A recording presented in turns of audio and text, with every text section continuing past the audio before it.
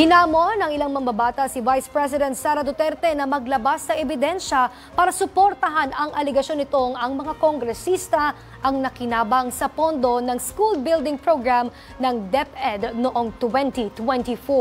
Si Simon Ong para sa detalye.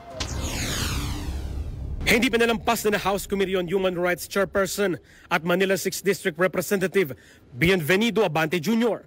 at Committee on Public Accounts Chairperson at Bicol Saro Party List Representative Terry Ridon ang mga hirit ni Vice President Sara Duterte na malaki umano ang napakinabangan ng mga mambabatas sa mga school building program ng Department of Education noong 2024. Anila, huwag padalos-dalos ang bise sa paglalabas ng mga akusasyon na walang patunay. Para kay Representative Abante, may karapatan ang Kongreso na himayin ng budget ng isang kagawaran. At kung mayroon aniyang ebidensya ang bise, ay ibigay ito sa Kongreso at hayaan silang mag-imbestiga at pag-aralan ang anomalyang pilit idinidiin ng Vice Presidente. Nararapat lang para kay Abante na mayroong ilabas na ebidensya ang bise kaysa magsalita lang ng magsalita. Samantala, binigyan diin ni Representative Ridon na hindi lang mga palpak na flood control work ang sisiyasatin ng House Infrastructure Committee, kundi lahat ng ghost project at substandard na proyekto sa bansa. Mandato rin aniya ng komite na suriin ang mga nakalipas at kasalukuyang proyekto ng pamahalaan